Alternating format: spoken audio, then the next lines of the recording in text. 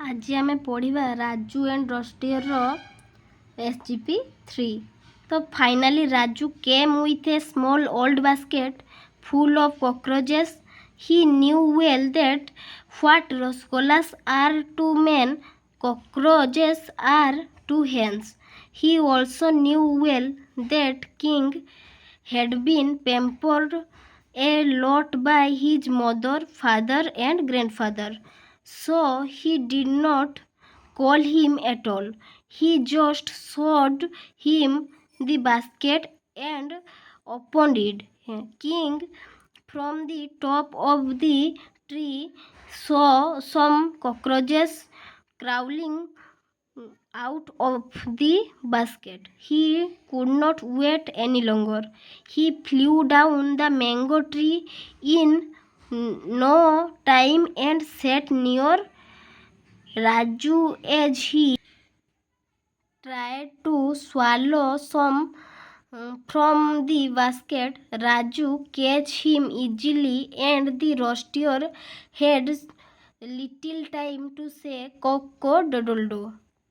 ଶେଷରେ Raju came with a small old basket full of cockroaches. ଶେଷରେ ରାଜୁ ଗୋଟେ ପୁରୁଣା ବାକ୍ସ ଆଣିଲା, ଛୋଟ ପୁରୁଣା ବାକ୍ସ ଆଣିଲା ଫୁଲ୍ ଅଫ୍ କକ୍ରୋଚେସ୍, ଯାହା ଭିତରେ ସେଇ ପୁରୁଣା ବାକ୍ସ ଭିତରେ ଥିଲା ଫୁଲ୍ ଅଫ୍ କକ୍ରୋଚେସ୍। କକ୍ରୋଚେସ୍ ମାନେ ଅସରପା ଗୁଡ଼ିକ ଭର୍ତ୍ତି ହେଇକି ଥିଲା।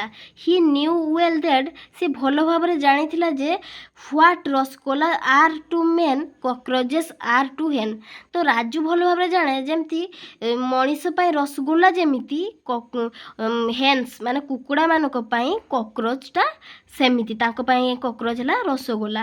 ହି ଅଲସୋ ନ୍ୟୁ ୱେଲ୍, ସିଏ ମଧ୍ୟ ଏଟା ବି ଜାଣିଥିଲା ଦ୍ୟାଟ୍ କିଙ୍ଗ ମାନେ ତା ରାଜା ଯେଉଁ ରଷ୍ଟିୟର had been pampered a lot by his mother, father and grandfather।